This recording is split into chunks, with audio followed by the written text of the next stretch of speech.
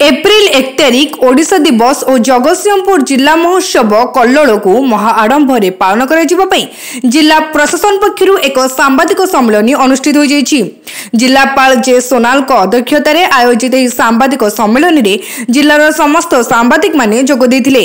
April 1 तारिख ओडिशा दिवस भाव पालन होगा सहित 1 तारिख ठारू 5 तारिख पर्यंत जिला महोत्सव कल्लोल स्थानीय नवकृष्ण चौधरी स्टाडियम ठारे अनुष्ठित हो।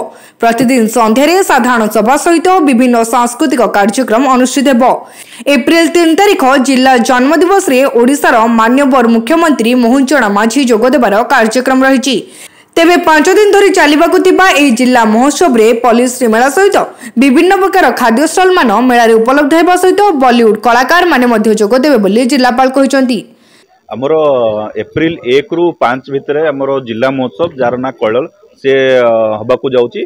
आमर 1 एप्रिल दिन आमर ओडिशा दिवस भी से दिन जो दिन आमर जिला महोत्सव स्टार्टिंग हम से दिन फर्स्ट ओडिशा दिवस उपलक्षे जहाँ भी सरकार तरफ गाइडलाइंस आसी ताकू फॉलो करा जिवो।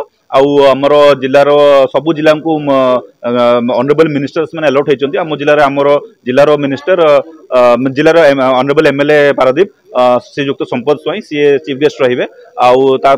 तापर परे आमर जिलार समस्त बाकी एमएलए ऑनरेबल एमएलए से मैंने भी अतिथि हिसाब रहिबे। मुख्य रोचे आमर 3 तारिख दिन से दिन आमर जिलार स्थापना दिवस आमर जिला से दिन ही स्थापना होता।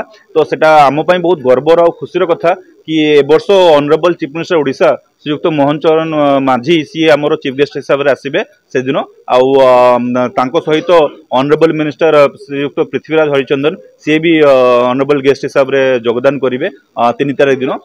छाड़देले बाकी आमर जिलार जो मिनिस्टर अच्छा एमएलए अच्छा एमपी भी आम से दिन गेस्ट हिसाब से योगदान करेंगे।